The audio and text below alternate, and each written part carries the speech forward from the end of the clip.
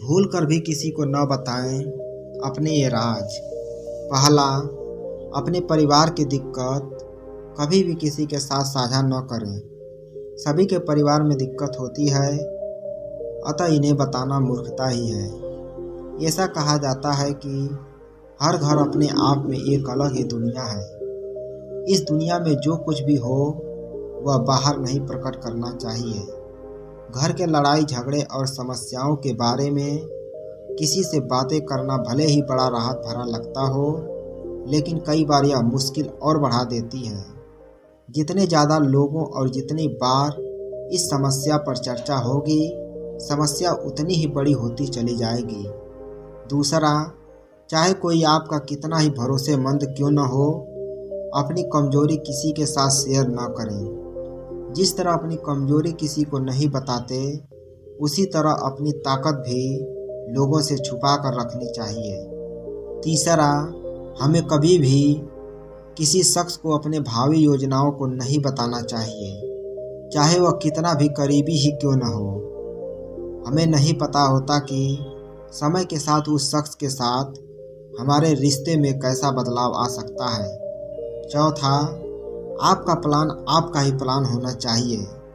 कोई idea perfect नहीं होता है, और अगर आप किसी को अपना आइडिया बताते हैं तो शायद आप आलोचना का शिकार हो जाएं, या फिर कई बार ईर्ष्या की वजह से सामने वाला शख्स आपके प्लान को पूरी तरह से नकार दे और आप हतोत्साहित हो जाएं। जब तक आपके प्रोजेक्ट अंतिम चरण में ना हो, तब तक बिल्कुल भी किसी से उसे शेयर नहीं करें।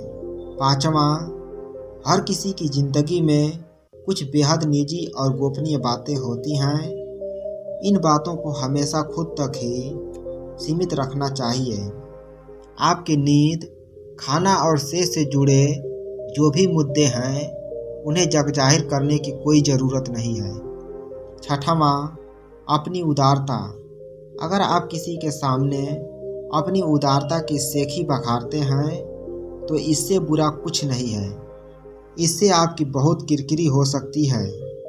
अपने उदारपूर्ण कार्यों का बखान सबके सामने कभी नहीं करें। नेकी कर और दरिया में डाल ऐसे लोगों से सावधान हो जाएं जो आपसे खोद खोद कर कुछ पूछ रहे हैं। सातवां, छोटी मोटी समस्याएं जीवन में चलती रहती हैं। पति पत्नी का संसार व्यवहार गोपनीय रखना चाहिए। बहुत से मूर्ख लोग अपनी पत्नी के साथ उनका व्यवहार कैसा है यह भी दूसरों को बताते रहते हैं। आप अपने परिवार की बातें हमेशा गुप्त रखें, अन्यथा सुनने वाले तो मज़े लेकर हट जाएंगे, लेकिन आप पछताएंगे। आठवां, घर का रहस्य। बहुत से ऐसे लोग हैं जो अपने घर में हर किसी का एंट्री कर देते हैं और घर के कोने कोने से सभी को अवगत करा देते हैं।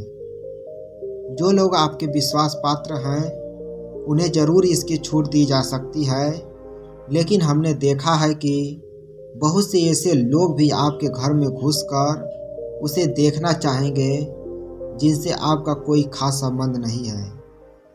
हालांकि जिस पर आप विश्वास कर रहे हैं वह कितना सही है यह भी देखना जरूरी है। नौवां, आपका धन। लोग जानना चाहते हैं कि आप कितना कमाते हैं। यदि आप सीधे सीधे नहीं बताएंगे तो ये लोग दूसरे तरीके से पूछताछ करके अनुमान लगा लेंगे। हालांकि आप अपने धन को जितना हो सके गोपनीय रखेंगे तो आपके लिए ही अच्छा होगा। इसलिए नहीं कि लोग कर्ज मांग लेंगे और फिर लौटाएंगे नहीं। इसके और भी कारण हैं। धन को अपने परिचित या रिश्तेदारों से गोपनीय ही रखने की सलाह दी जाती है। धन को अपने परिचित या रिश्तेदार से गोपनीय ही रखने की सलाह दी जाती रही है, लेकिन ध्यान रखें, अपनी पत्नी से गोपनीय रखेंगे तो आपके लिए वही धन दुखदायक साबित होगा। 10वां, दान पुण्य। आपने जो भी दान दिया है उसे गुप्त रखेंगे तो ही उसका लाभ मिल सकता है। गोपनीय दान देवताओं की नज़र में रहता है और जिस दान का बखान किया जा रहा है उसका फल निष्फल हो जाता है।